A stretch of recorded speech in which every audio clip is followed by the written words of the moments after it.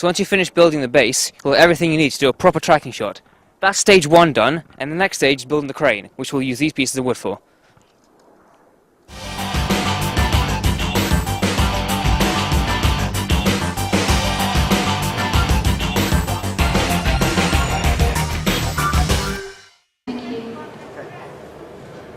In terms of timber, you're going to probably want to get yourself a load of 2x3s. Now here in the UK they don't sell them in feet in terms of length, so the closest we can get is 2.4 metres. So if you grab yourself 3 2.4 metre long 2x3s, make sure they're all relatively straight. You don't want anything warpy or bent. So if we get ourselves some 2x3s, we're also going to need to get some 2x4s, which again 2.4 metres long, and I'd get 3 2x4s. You could probably get away with getting 2, but just for safety get some 3, because you're bound to need some extra wood if you mess up, as we did several times. In terms of bolts, you don't really need to be too specific. If you're in a DIY store like we are here, then if you can get some roofing bolts, these are ideal. Anything that includes washers is also good. When attaching the legs to the main section of the jib, it's important that there's nothing near the end of the screw, otherwise the hinges won't be able to fold properly. Now we've finished our dolly, we can actually start working on the jib. Now the first thing we're going to do is build a quad pod for the actual jib to sit on, and you're going to need to take a 2x4 which is 8 foot long. You're just going to need to measure out some 35-inch segments. Now you're probably going to want to use some sort of circular saw or an electric saw, but for the moment a hand saw's just fine. It will just take a bit of a while.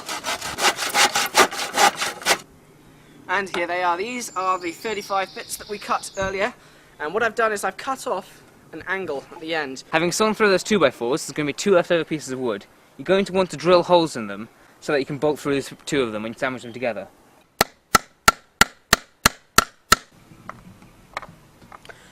Now we're going to start working on how to attach the legs. So it's important here to remember that we're going to be making foldable legs so that it can be stored easily. What I've done is I've attached 4 hinges around the base of the main section. Now to attach the hinges, just make sure that it is at a 90-degree angle so that it will fold down nicely. You've got to make sure that you screw in the bottom section using some basic wood screws. The next bit is very fiddly, so listen carefully. You're going to need to line this up exactly so it's flat, on level with the hinge. Draw with a pencil, and mark it.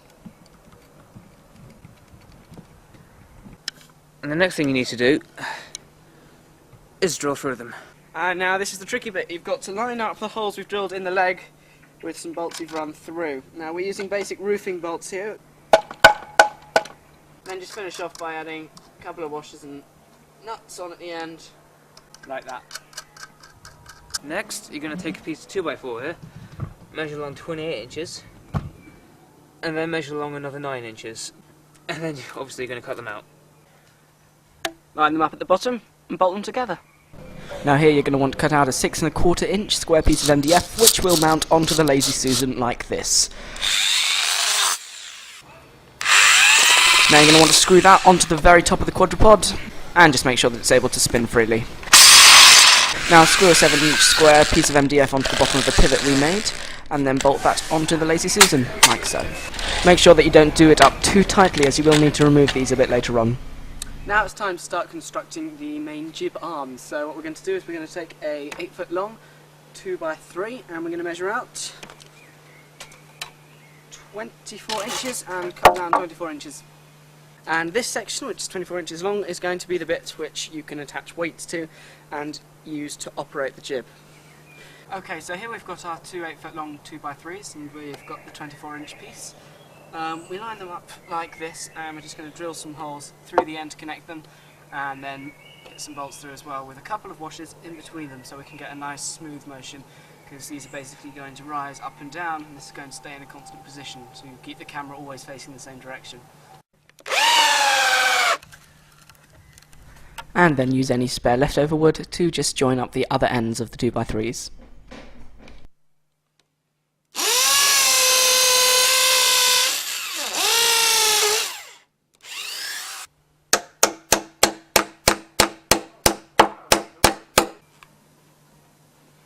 Here we're going to mount the pivot to the arm, so drill 2 equidistant holes about 1/4 of the way along the arm, and remove the bolt from your pivot which attaches it to the Lazy Susan.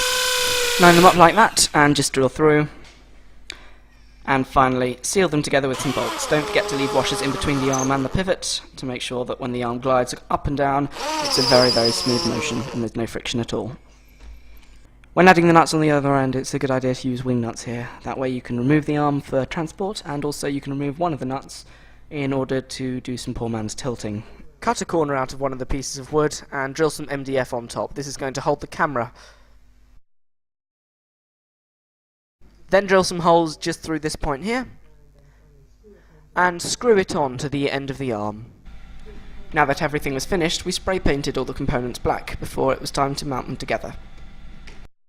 So once all that's done, there's still going to be some wood left over, and we've turned that into a handle, which we can bolt onto the dolly using a couple of L-plates, some leftover screws, and that basically enables us to operate the dolly nice and smoothly.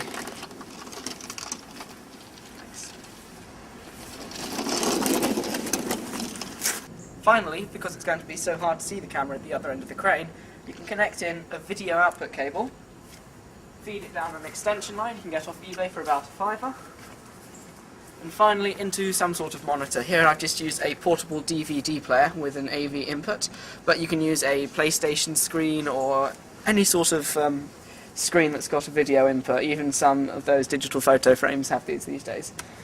All that connected up, you can finally start.